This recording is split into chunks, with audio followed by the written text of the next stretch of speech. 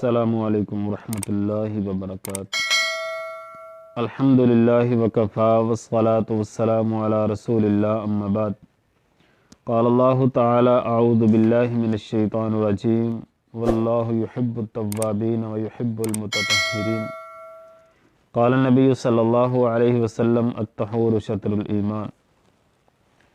سامعین حضرات، پاک صاف رہنا، نفاست والا عمدہ لباس پہن کر رہنا یہ اللہ تعالیٰ کو بہت زیادہ پسند ہے، اور یہ نصف ایمان ہے۔ اللہ تعالیٰ کی رضامندی اس میں ہے کہ بندہ پاکیزگی اختیار کرے، نفاست والا رہے، صاف ستھرا رہے۔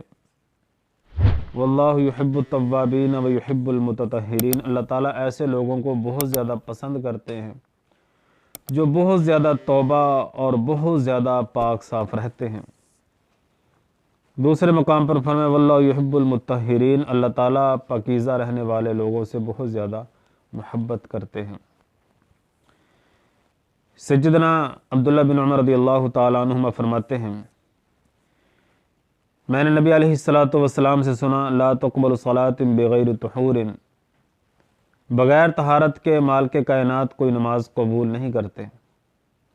ولا صدقۃ من غلول، خیانت سے حاصل کیے ہوئے مال سے اللہ تعالیٰ صدقہ قبول نہیں کرتے۔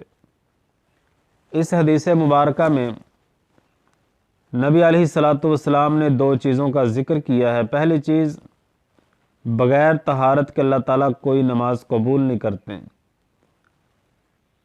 بلکہ آپ یوں کہہ لیں کہ طہارت کے بغیر، پاکیزگی کے بغیر اللہ تعالیٰ کوئی عبادت قبول نہیں کرتے۔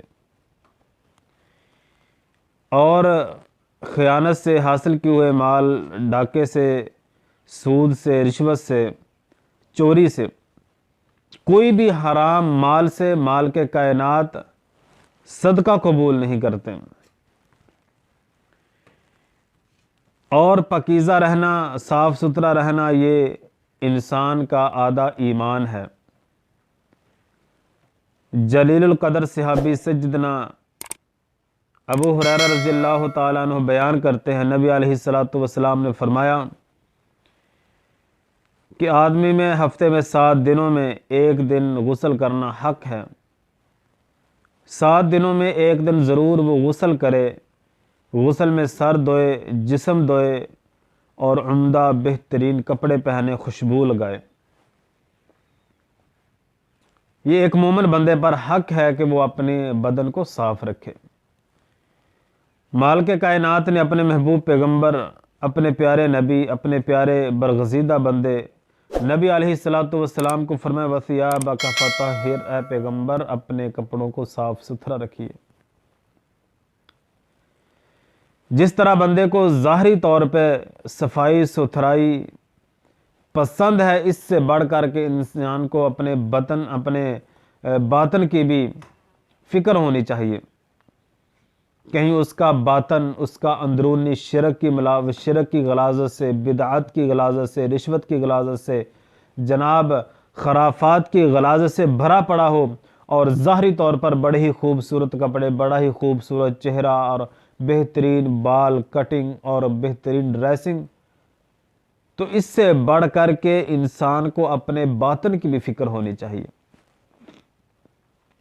آج ہمارے ہاں تو ولی کی ڈیفینیشن ہی کچھ اور بنی ہوئی ہے، پہنچی ہوئی سرکار، جس کو آج ہمارے معاشرے میں بولا جاتا ہے، جو نہائے نہ، کپڑے نہ پہنے، بالوں میں کنگھی نہ کرے، جناب ویسے ہی ملنگ بنا پھرتا ہے گلیوں میں، جوتا اتارا ہوا ہے، کپڑے میلے ہیں، بالوں میں گرد غبار پڑی ہوئی ہے، ایسے جو زندگی بسر کرتا ہے، ہم ایسے بندے کو پہنچی ہوئی سرکار کہتے ہیں۔